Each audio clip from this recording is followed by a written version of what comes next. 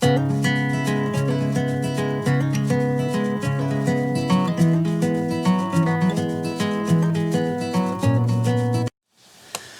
is going on, guys? Samuel the Views here, back with another video for y'all. And today I'm going to do a movie catch-up video. This is going to be 3 ones that I'll be doing for the video. As opposed to one, two, I can't really review like every single movie at once, honestly. Because it's not like I don't enjoy doing reviews, honestly. It's not like I don't enjoy it. I just realized I feel like I have more fun doing like a list type of videos than I would do reviews. And I can't review like all of them at once. Not like Austin Burke, who does review them every single one of them. I'm not that dedicated and motivated, and also I don't really have the time and effort to do all that. So if that makes any sense. Yeah, but I'm someone that doesn't really have the ability to review every single movie, so I do apologize if you want me to see about the movie. You can, like I already said, you can always check out my letterbox if you want to see how I feel about a certain movie and all that. But it's almost the end of the year, and I'm saying I am starting to slowly catch up on movies that I've been wanting to watch, or movies that I've been wanting me to review, but I just haven't gotten around to doing it. So, again, this will be first of 3 movie catch-ups I'll be doing for the film that I've seen around 2020. But I'm currently catching up on all those movies, so again, hoping to get to at least around 120 movies. I think we're going to 205 as I'm building this, so. But I hope you'll enjoy me doing these movie catch-up videos. Anyways. Let's discuss. I got this one. I have 1, 5, 6, 7,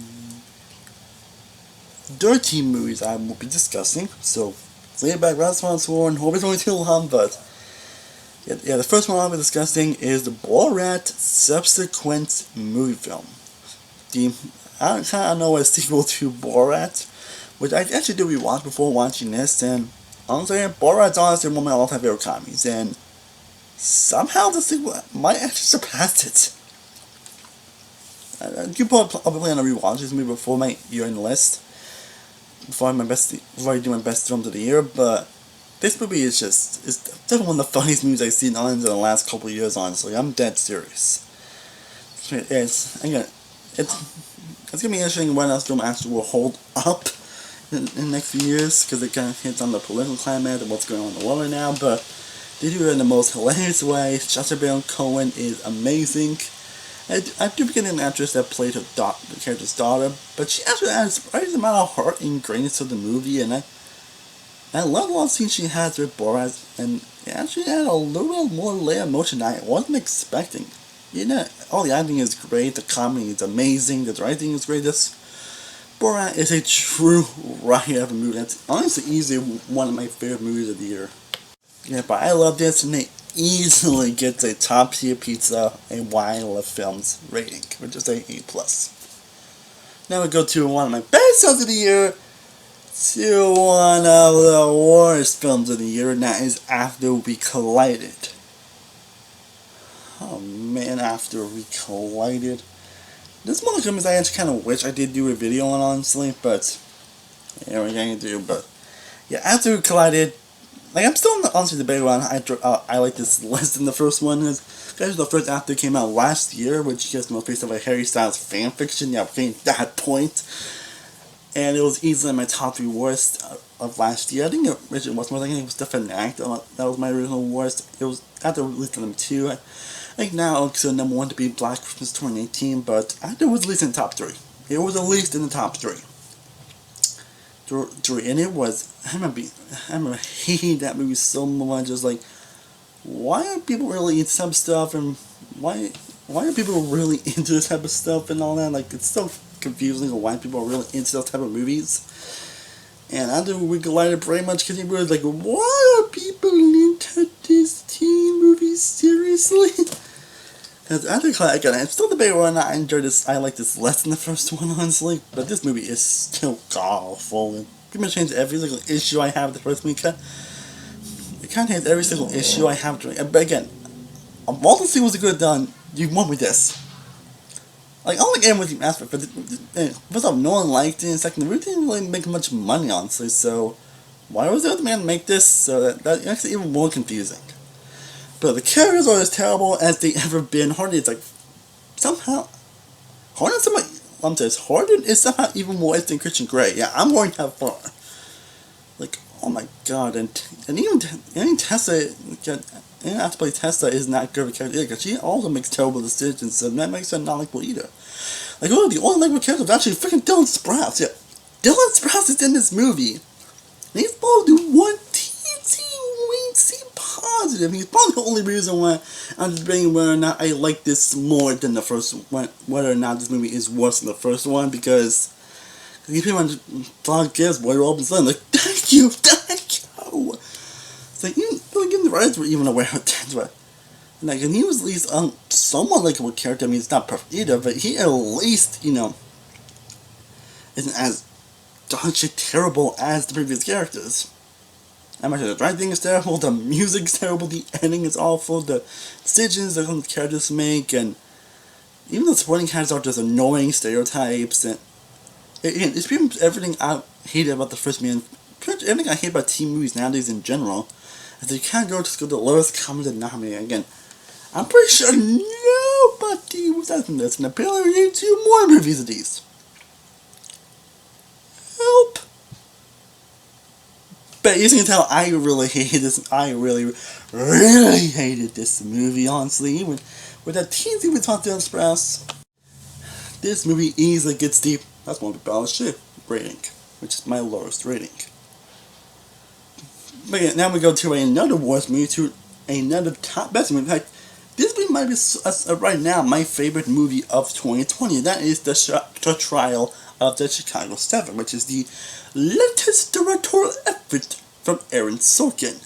As an amazing ensemble cast, tells an interesting agent story that is very relevant in the times, has some of the best performances of the year, has some incredible directing, has some of the best script of 2020, that I really didn't say much, has some of the most interesting characters, some really impactful and emotional moments. I mean, this freaking Aaron Sorkin here, I don't know what I'm talking about, but yeah.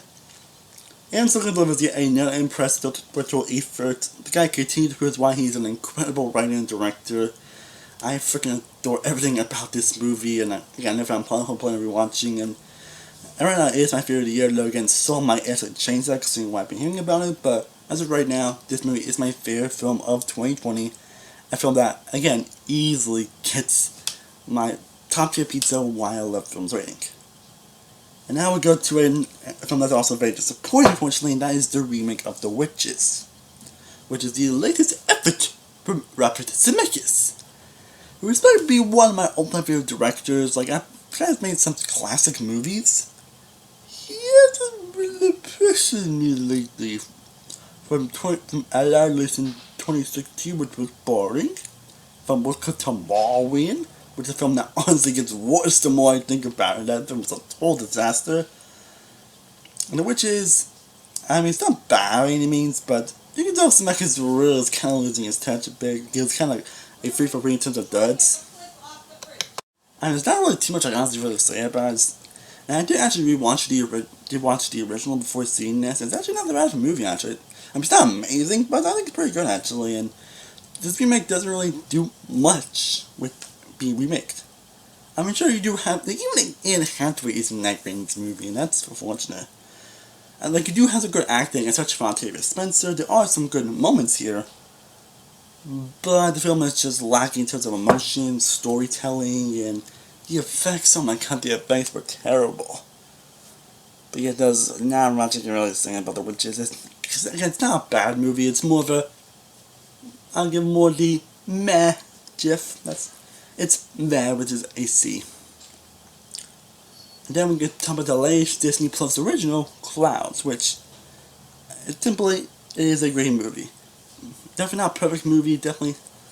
And from the overall, maybe feel a tad bit too long. Thanks to his amazing acting, directing, interesting characters, beautiful music, and great writing, it makes the film that honestly, Disney Plus simply is just worth checking out. And it gets a nitpicky eater close to top tier pizza rating, which is a freaking A. A. And now we have Freaky, the latest film from the director of the Happy Death Day movies, which I think were pleasantly were actually good movies. The films that pleasantly surprised me. Like, I don't want anyone was expecting the Happy Death Day movies to be as good as they were, but they were, and they kind of inflates that kind of tone of previous movies into this movie, versus the previous ones being more of a time loop. This one's more on the actual Freaky Friday aspect to it. And it works. I think this film was honestly one of the most fun movies I've seen in all 2020.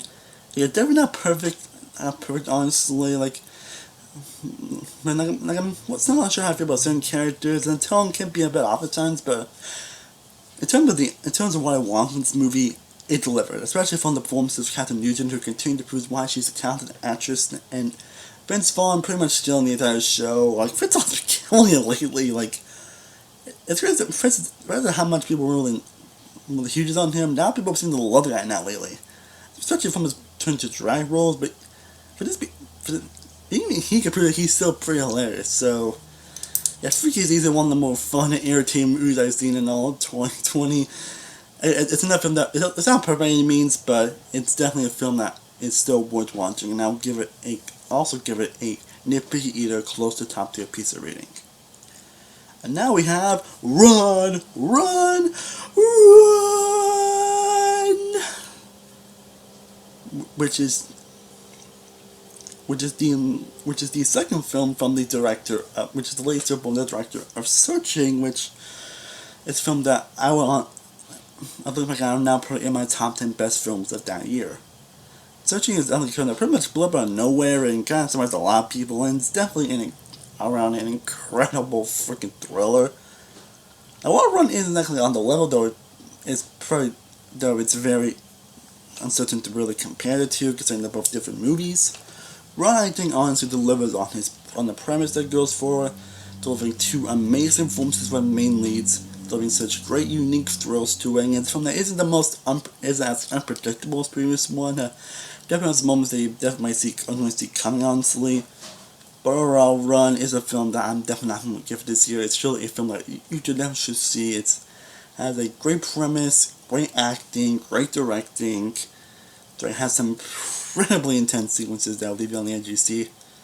Yeah, not perfect by any means, but again, the film I'll also give a nitpicky eater close to top tier rating. Yeah, 3 films I give that rating.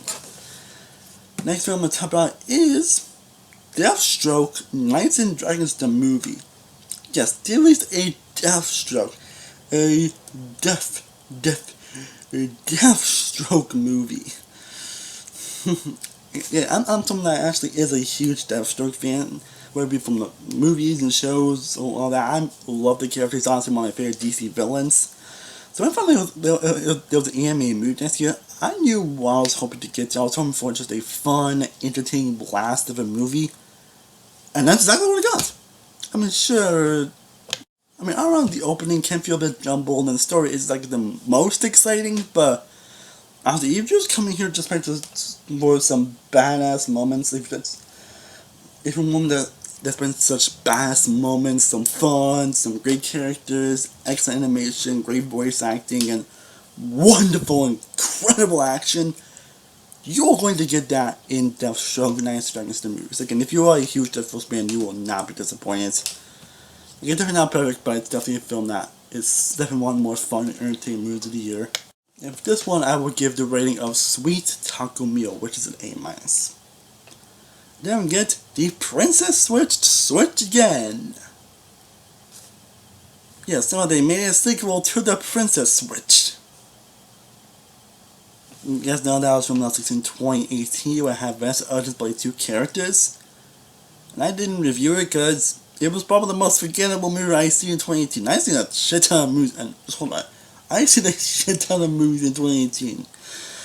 I've probably seen more from 2018 I've probably seen more films 2018 that I haven't any year ever, honestly. You know, probably all the mom Netflix stuff, but that's a different story. But yeah, of all the films that Princess Switch probably was the most forgettable one I've seen that year. Honestly, I still don't even remember anything about that movie. Yeah, and then Vanessa Hudgens played 2 characters, and that year she plays 3 characters. I can probably seen 2 ones, and other than Evil Twin or something like. I'll say it is definitely less forgettable than the first movie. I will give it that. It is definitely less forgettable. Definitely a little more enjoyable. But again, it's not a good movie though, honestly. Like, I kinda had a little fun with how over the top it can be at times, especially with the Deathstroke character I mentioned. But it's definitely not a good movie at all. The story really isn't that engaging, the characters aren't really that eye-popping. And I found that really isn't a whole lot to say, but again, it's definitely more memorable than the first one. But for me, I would still give the Medjif. And speaking of forgettable, speaking of what is probably the most forgettable of the year, we have Greenland. It has Gerard Butler, and I don't remember anything about this movie. No joke, I don't remember anything about Greenland. So this movie really honestly gets a mind go blank, which is my one forgettable, which is a B minus. But I'll get to one of the most memorable movies of the year, and that is Happiest Season. I found that pretty much had been blowing up, honestly, from I've actually been very curious about it, and honestly, this is a film I definitely feel I'm going to watch for the holiday season. For years to come, because Happiest Season is fantastic. This is easily one of the best Christmas movies I've seen in the past 5-10 years, honestly. Because it really has, Christmas movies haven't really been the greatest, at least. Even the members the good ones, but now ones that have been amazing. And Happiest Season, like, this one that honestly gets better the more I think about it. Kristen Stewart is, like, all the actors are amazing. Kristen Stewart especially is fantastic. She continues to prove that she really is a phenomenal actress after Twilight. You can tell she's trying to throw away from Twilight, but later she's been proving that she really is an incredible actress, and she definitely proves that here. But here, Mackenzie Davis also proves that she's a great actress, but I think easily the show stealer is Aubrey Plaza. Aubrey Plaza is easily the show stealer of the movie. Really, all the characters are actually a lot more developed than Flash than that actually to be the whole family dynamics actually, and probably why these characters are the way they are, why they are so hard to be afraid to tell her family. Which story about the element that is kind of been done to death, honestly, but they found an actually unique way to make it interesting, which I definitely done it. Also, though, it's a great representation for LGBT people, honestly, like, and it really does work. And for a Christmas movie, this movie really does put you into the Christmas mood. Again, you got a great supporting cast, you got great feeling moments that will make you laugh your ass off, and moments that actually made you feel pretty emotional and pretty touched. And it's truly one of the most heartwarming movies you will see this year, but one that leave you feeling great afterwards, but obviously in the best possible way. As a kid, honestly, this film actually was originally like a close to top tier pizza for me, but after more thinking about it, yes, screw it, I'm gonna give this film a top tier pizza. Why I love movies, honestly. Like, I can't stop thinking about this movie. This movie is easily one of the best movies I've seen in all 2020. And if you ever want to have just a feel good film, this one should definitely check out. Okay, I have 2 more movies I will be discussing. Now we talk about another Christmas movie, and that is the Christmas Chronicles Part 2. Now, the first one actually was a huge surprise, actually. I really wasn't expecting to love the first one as much as I did, honestly. And it kind of has issues with some story elements and characters, but actually, what I wanted, that is a great Christmas movie that had a lot of great Christmas spirit and fun to it. I mentioned Kurt Russell playing Santa Claus, perfection. And the sequel, I thought it was fun. A solid, fun Christmas movie there. Definitely not as good as the first one, honestly. I think merely because how really cliched some story elements, how badly cliched some story elements, especially from the main character and certain elements, just like, I don't know, but it's one that overall still makes you feel Christmas, and that's really all I just want in the Christmas movie is to really feel good in the Christmas spirit, and this film will really come with the Christmas spirit so well, but not only Kurt Russell playing Santa Claus, but you also see Goldie Hawn here as well, and like, she and Goldie Hawn really elevated this movie from being a forgettable movie to actually a solid movie, honestly, because we think about there really isn't much truly under the surface here like in the first movie, but it still has its charm and heartwarming moments that do elevate it, and Kurt Russell going on pretty much why. So this is definitely a solid movie. Again, not as good as the first one, but I will still give it an unperfectly solid good time at the party, which is my B rating. Okay, folks, we have one more film before I start the last film. I would love to know what your thoughts on all the movies I mentioned down in the comments section down below. Again, Borat, subsequent movie film, After We Collided, Trial of Chicago 7, The Witches, Clouds, Freaky, Run, Deathstrokes, Night Dragon the Movies, The Princess Switch, Switch Again, Greenland, Happiest, and Christmas Trouble Part 2. Let's see more movies, but I'll talk about that in another movie catch-up video. I think that kind of makes sense to do that, so feel let me know what all the movies I mentioned down below, but we have one more movie to talk about, and that is Superintelligence. Oh, Superman. I don't think anybody was looking forward to the movie at all. I'm saying that I was one of those people saying this from Ben Falcone. You really hadn't had the best structures, and he did films like Timmy, which was one of the worst comedies I've ever seen. You know, Charles Hills did another one of those comedies I've ever seen with The Boss. And also After Party, which definitely is as bad as those movies, but it's a movie that honestly is kind of worse to me the more I thought about it. But yeah, so I thought Colin really has a best track record, and it's no exception with Superintelligence, because here's what I will say about Superintelligence. It's a bad movie, but I've seen worse movies this year, and it's definitely the least bad Colin movie. Though, just because I say least bad doesn't mean it's bad, because, oh wait, this movie's bad. Yeah, this movie's bad. All the same tropes that you would expect from some movies, but I think what really brings them right down is the tone. Like, I don't remember the last time I see a movie with this big of identity crisis. What I mean by that is a film that really doesn't know what it's trying to be. This is a film that really tries to be so many different genres and different things at once that it just kind of loses itself in it. Makes you know what they're trying to, makes you don't know what they're trying to do, what they're trying to say here, and it kind of makes you wonder, why am I watching this? Like, what's going on? Again, not in a good way though. I would say Melissa McCarthy does at least try in this movie, and she isn't like the typical unlikable character like she was in the previous B movies. Even though she does kind of say that the shit that she's pretty much sick of at this point. But her character performance does at least, she at least tries here. Like, so what I'm trying to say is that she at least tries in this movie. She definitely gives a much better performance and at least better character than she does in the previous movie. Her character isn't really like, her character honestly isn't like unlikable like the previous ones though. Her character is like a good eater, but she isn't like unlikable at least, so I'll give her that. And even the other performance, especially with Bob Campbell, was also great, and he finds in a few good laughs in this movie. But in terms of comedy, this film pretty much fails. It's not funny at all. The tone really clashes with itself. It's not interesting, not good in the slightest. This film is just not good. Again, the least bad up-and-house movie, but it is film that easily gets the wrong side of the bad rating, which is a D+.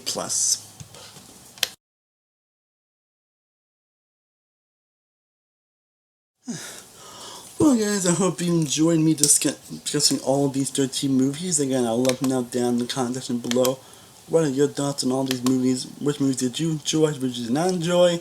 I would overall love to know that down in the comment section down below.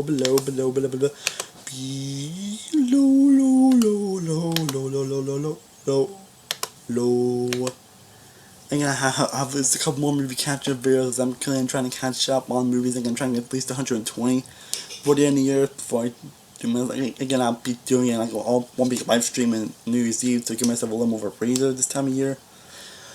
As always, thank you guys so much for watching. I truly honestly appreciate it. If you haven't already, be sure to like this video, be sure to share, be sure to subscribe, be sure to follow all my social media sites, all in the description down below. I am Samuel World from Samuel World Reviews. I will see you next time, and as always, stay cool about that. Peace.